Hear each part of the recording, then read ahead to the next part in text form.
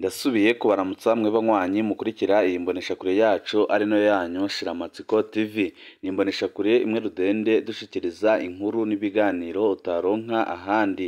Uyu ni umwanya w'amakuru agezweko ari kuvugwa ngaha mu gihugu c'u Burundi, aho ino mboneshakure yacu ari no yanyu Shiramatsiko TV ibategurira amakuru ahambaye cane aba ari kuvugwa mu bisata bitandukanye, aho twibanda cane ku makuru aba ari kuvugwa ku gateka kazina muntu, aba ari kuvugwa mu butungane, aba ari kuvugwa mu cibano, aba ari kuvugwa ku mbuga ngurukana bumenyi, ndetse n'andi yose mutamenye mwaranyegejwe turatohoza amaze tukabashikiriza ido nido.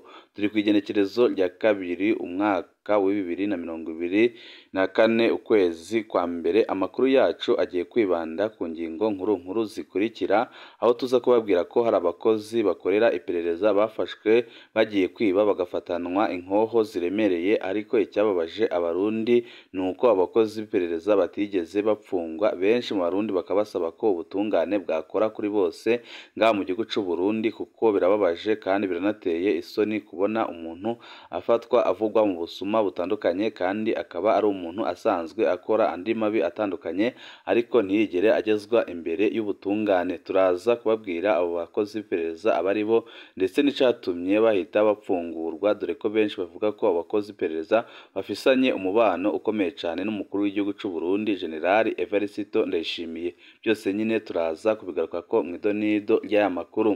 Turaza no kubabwira ku makuru arabana n'umutekano, aho ibintu bitaba byoroshe hagati y'igihugu c'u Rwanda ndetse n'u Burundi, aho ibintu bimeze nabi cyane kubera amajambo ateye isoni Perezida Evariste Ndayishimiye aherutse gushikiriza, akemeza ko Red Tabara ishigikirwa na leta y'u Burundi. Ibyo Red Tabara ishigikirwa na leta y'u Rwanda, ibyo leta y'u Rwanda ihakana yivuye inyuma, ikavuga ko ibyo Perezida Evariste Ndayishimiye ariko aravuga atabyemezo afise, kandi leta y'u Rwanda ikavuga ko rwose itigeze yivanga muri politike y'u Burundi. Ni amajambo yashikirijwe na Perezida Evariste Ndayishimiye mu minsi ibiri itandukanye, aho yemeje ku mugaragaro ko u Rwanda rushigikira Red Tabara, akavuga ko kandi bishobora kuzagira ingaruka zikomeye cyane ku Rwanda, ariko benshi bakaba bahise bamwamirira kure, bakavuga ko Perezida Evariste Ndayishimiye yari akwiye gutorera inyishu ibibazo bitandukanye biri ngaha mu gihugu c'u Burundi, akareka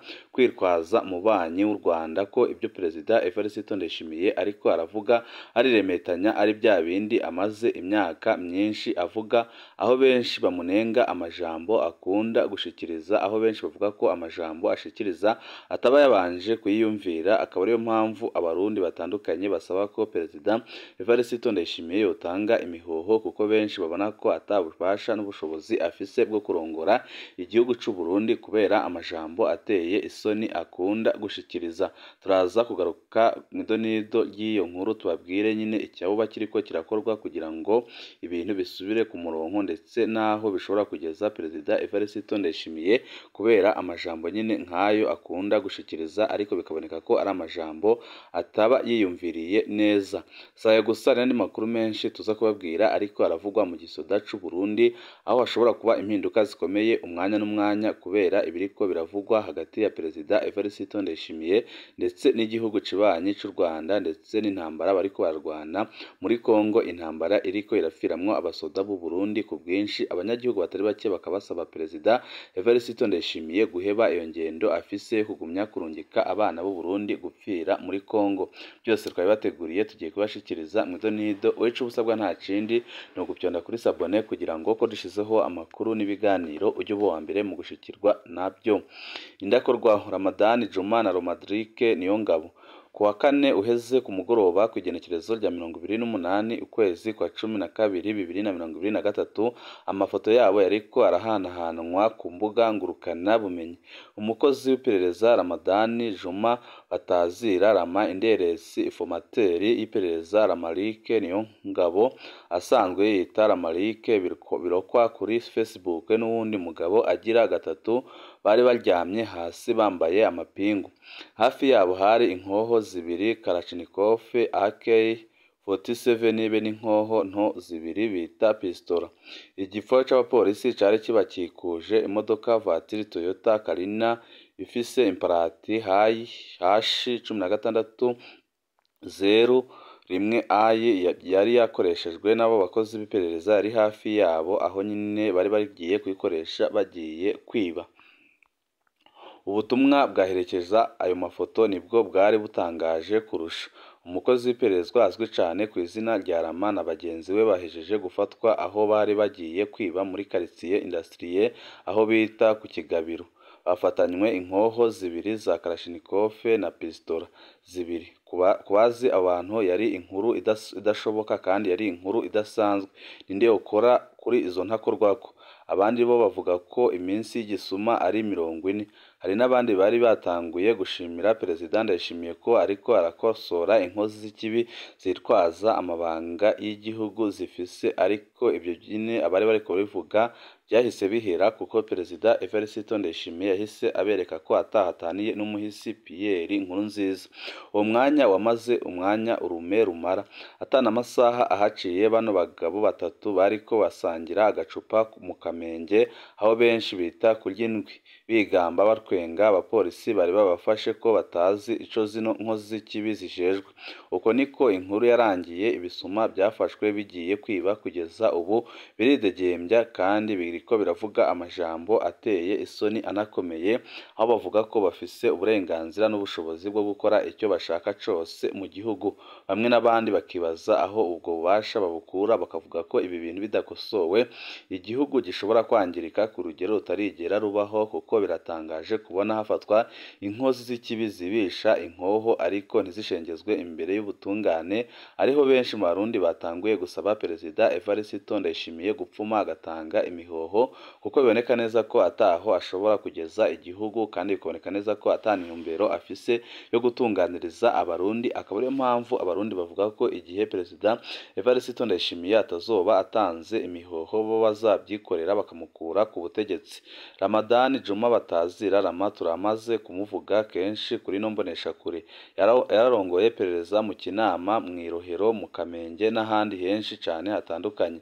Turamaze kumuvuga kenshi mu madosiye ajanye no kunyuruza abantu canke gukoresha igikenye yitwaje ibigwanisho, kandi benshi mu banyuruza bakaburwa irengero. Ramani ntakorwa ko ikingiwe bidasanzwe mu ndongozi z'iperereza ngaha mu gihugu c'u Burundi.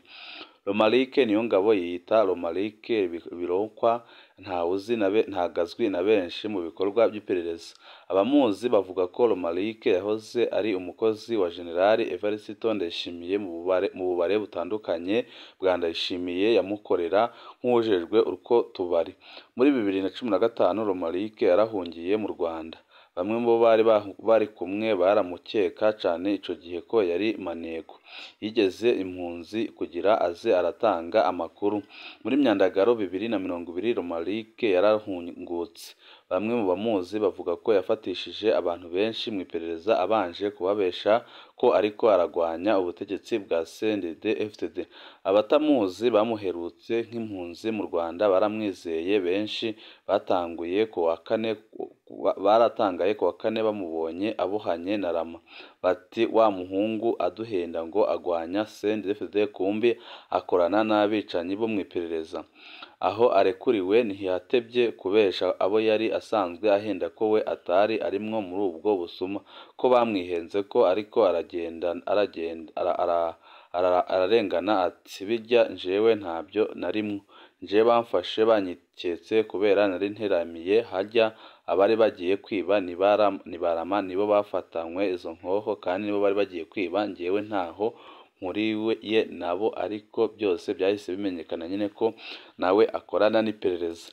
Iki gihugu kirafise abantu bitwa intakorwako, benshi bakomejwe n'amabi bakoreye mu iperereza: kubeshera abandi, kwambika ibara abagenzi, kudandaza abandi, kunyuruza abantu bakaburwa irengero, gusesa amaraso y'inzirakarengane. Hari abo byagize ibihangange bikomeye cyane bikora ibyo bishatse ntibihanwe, nk'uko nyine mukunze kubibona ngaha mu gihugu c'u Burundi, aho abagiye bakora amabi menshi ku butegetsi bwa CNDD ari intakorwaho kandi bakaba batavuguruzwa. Akaba ari nabyo nyine byabaye mu minsi iheze, aho abakozi abakozi b'iperereza bafashwe bariko bariba ariko bikarangira badashengejwe imbere y'ubutungane, ariko amakuru adushikira akavuga ko abo bakozi bakorana n'abakomeye kandi ko bakorana na Perezida Evariste Ndayishimiye, akaba ariyo mpamvu n'uruhusha rwahise rutangwa kugira ngo basohoke. Tuvuye kuri iyo nkuru nyine irabana n'ibiriko birabera mu Burundi ariko bitanezeza abarundi na gato, amakuru yacu tutabandanirize ku majambo aherutse gushikirizwa na Perezida Evariste Ndayishimiye, aho yagaragaye yagiriza igihugu cibanyi c'u Rwanda ko arico ciha indaro Red Tabara, kandi akavuga n'amajambo akomeye ivyahise bihakanwa na leta y'u Burundi, ibyahise bihakanwa na leta y'u Rwanda ikavuga ko ataho ihuriye na Red Tabara, aho yavuze ko atamigenderanire yigeze igirana n'imitwe yitwaje ibigwanisho mu Burundi byose, ariko abanyagihugu bakabona ko Perezida Evariste Ndayishimiye ibyo aba ariko arashikiriza ari remetanya rikomeye cyane, kandi ibyo aba ariko arashikiriza ataho biba bihuriye n'ukuri. Akaba ariyo mpamvu nyine batanguye gusaba ko kugira ngo agumye ateye igihugu mu manga bapfuma bakamutembagaza ku butegetsi, kuko babona ko ataho ashobora gushikana igihugu c'u Burundi. Burundi n'u Rwanda imigenderanire yoba igiye gusubira gutosekara hagati y'ibihugu bivukanye byo mu karere ka Afurika y'ibiyaga binini. Umukuru w'igihugu Evariste Ndayishimiye yagirije kuri uyu wa gatanu u Rwanda guha indaro no kwigisha abaroberi ba Red Tabara kwica abasaza, abakenyezi, bibungenze n'abana. Yemeje ko bahawe indaro bakagaburirwa bakanahabwa uburyo n'igihugu kibanye indaro. U Rwanda nyine akaba ari rwo rufasha bimwe bikomeye Red Tabara. Yemeje ko bahawe indaro bakagaburirwa bakanahabwa uburyo n'igihugu kibahaye indaro u Rwanda. Umuvugizi wa leta y'u Rwanda yamenyesheje ko atakuri na kumwe kuri mu byo umukuru w'igihugu yashikirije, avuga ko ari remetanya rikomeye cyane, kandi avuga ko atamatohoza yigeze akorwa kugira ngo yemeze ko u Rwanda rukorana na Red Tabara. Kuri wa gatanu umukuru w'igihugu c'u Burundi yararemesheje ikiganiro kirangiza umwaka ku bamenyesha amakuru. Yaragarutse ku bitero by'umurwi witwaje ibigwanisho Red Tabara wishe abasivile 20 kuva ku wa 22 Kigarama mu Gatumba hafi y'urubibi rwa Kongo, ku bw'itangazo rya leta y'u Burundi. Ariko Red Tabara yo ikavuga ko atabanyagihugu yigeze yica, ahubwo ikavuga ko abanyagihugu bishwe na leta kugira ngo icafuze uwo muhari, ahubwo Red Tabara yo ikavuga ko yishe abasoda 9 n'umupolisi umwe. Ntibagiye uwo yagiriza. U Rwanda rwagirizwa gufasha uwo murwi witwaje ibigwanisho witwa ko ari umurwi w'iterabwoba n'indongozi z'u Burundi. Turazi ahari umutwe wa Red Tabara. Haheze amezi 2 turiko turaganira kugira ngo babatange gutyo bashengezwe imbere aha, kuko murazi ko ari bo nyine bakoze amabi muri 2015. Turababaye nuvuga mbere ko twananiwe ntibabaduhaye. Iyo mirwi ihawe indaro igaburirwa kandi igahabwa uburyo n'ico gihugu babamwo. Naho mu Rwanda nyine niho bakorera ibikorwa byabo bya buri munsi. Niko umukuru w'igihugu Neva yagirije u Rwanda. Urwanko hagati y'abarundi n'abanyarwanda. Nahanura u Rwanda niba muguma mufasha umuntu yica inzoya muriko murabiba urwanko hagati y'abarundi n'abanyarwanda. Ntibyumvikana ukuntu wogoburira umuntu yica abatamakazi n'abana ukarindira ko abarundi baguma banezerewe. Niko yabandanije avuga, ariko ibyahise byamirirwa kure n'abarundi batari bake babona ko ariko arakora iremetanya rikomeye cyane. Barundi batandukanye bakaba bavuze ko leta y'u Rwanda itigera ishigikira Red Tabara, kuko Red Tabara ntago ikorera ku butaka bw'u Rwanda, ahubwo ikorera ku butaka bwa Kongo.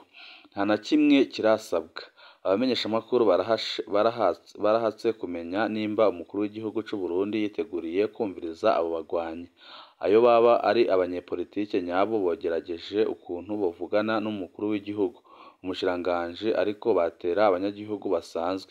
Iyo naho boba bagomba gutembagaza inzego bakoresheje ibigwanisho bitoyi biteye igisirikare n'igipolisi kugira ngo bafate igihugu, ariko bakora igihushane. Nta kindi bakora atari ugukandagura abantu. Birateye isoni kubona abarundi bakigomba gukoresha igikenye muri iki gihe.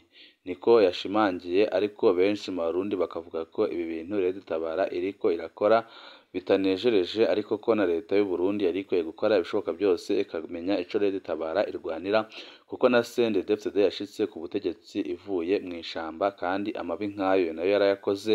Ntibyumvikana ukuntu Perezida Evariste Ndayishimiye atagomba kuganira na Red Tabara kugira ngo barabe ibyakorwa amaze batorere inyishu ibibazo bitandukanye biri ngaha mu gihugu c'u Burundi, Red Tabara ibone kugaruka mu gihugu. Yarabandanije acira umuryo. Si abanyepolitike ni abicanyi abitwaje iterabwoba batubwire ukuntu bashobora kwica abana bakagandagura abakenyezi bibungenze bakica umwana w'imyaka 3. U Rwanda rubigisha kwica. Umukuru w'igihugu yavuze amajambo mabi cane kandi ateye isoni ashobora kumukwegera akarambaraye. Mpanura u Rwanda rubigisha ibya gisirikare mbere rubigisha kwica. Ndabahanuye batange ku butungane bw'u Burundi kugira ngo abarundi baronke amahoro. Niko yamenyesheje. Igihe cyose bazoba bafise igihugu kibaha imyambaro kikabagaburira kirabaraza tuzokwama dufise ibibazo.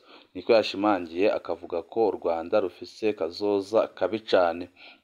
Ubucuti hagati y'ibyo bihugu bibanyi bibiri byo mu karere k'ibiyaga binini bwatosekaye muri 2015 bivuye ku kindi kiringo c'umuhisi umukuru w'igihugu Pierre Nkurunziza uwo mwaka nyine. Abategetsi b'u Burundi bagirije u Rwanda kuba rwarakiriye abagerageje gutembagaza ubutegetsi uwo mwaka nyine. Mu itangazo Yolande Makoro umuvugizi wa leta y'u Rwanda yavuze ati nta kuri kuri mu majambo yashikirijwe n'umukuru w'igihugu Ndayishimiye. Ibyo umukuru w'igihugu c'u Burundi yagiriza u Rwanda nta kuri na kumwe kurimwo. Leta y'u Rwanda iriyamirije ibyashikirijwe na Ndayishimiye umukuru w'igihugu c'u Burundi aho avuga ko u Rwanda rushigikiye imirwi y'abaroberi b'abarundi bacumbitse mu buseruko bwa Kongo. U Rwanda nta buryo na bumwe ruriko rurafashanya n'imirwi n'umwe witwaje ibigwanisho w'u Burundi. Niko yatangaje kandi akavuga ko ayo majambo Perezida Evariste Ndayishimiye yavuze ashobora kugira ingaruka zikomeye cane ku banyagihugu biwe. Twibutsa ko mu bijanye no gufashanya leta y'u Rwanda imaze gutanga abanywanyi b'abarundi bari bajabutse urubibi u Burundi buhana n'u Rwanda. Leta y'u Rwanda yama isaba leta y'u Burundi kwishura ku myitwarariko yayo ibicishije mu nzira y'imigenderanire aho bishoboka gutorerwa umuti mu kivukanyi. Niko urwo rwandiko rurangiza.